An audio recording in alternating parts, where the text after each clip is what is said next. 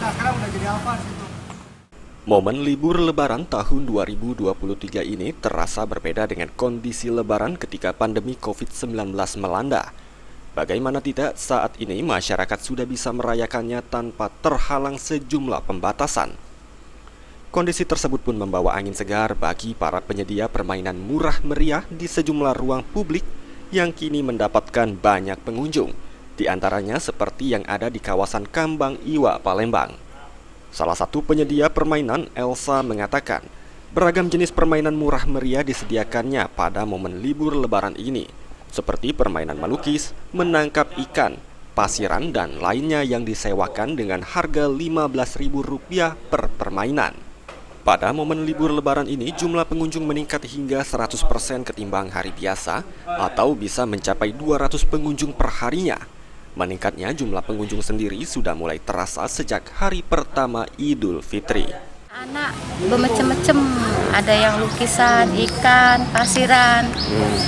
Satu mainan 15.000. 15.000. Arena bermain lah ya, Bu. Ya.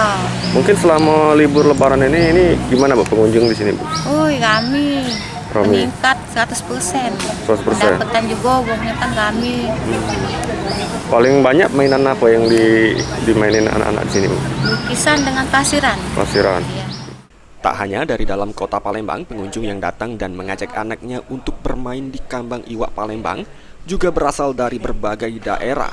Salah satunya seperti Iin, salah satu pengunjung dari daerah Blitang, Provinsi Sumatera Selatan, yang sengaja mengajak anaknya bermain di arena permainan anak di kawasan Kambang Iwa. Karena selain mengisi momen libur Lebaran juga sebagai momen untuk melatih motorik anak, karena permainan yang ada cukup mengedukasi. Cocok. Cocok. Untuk melatih ini kan motorik anak itu kan. Oke. Mungkin harapan kita ke depan seperti apa, Bu, sebagai masyarakat di Kota Palembang dengan adanya wahana-wahana mainan kayak gini yang disediakan masyarakat juga sebenarnya. Untuk apa ya, lebih ini lagi diramein lagi kan, tambah lagi mainannya biar supaya tambah rame. Sandi Pratama, PAL TV.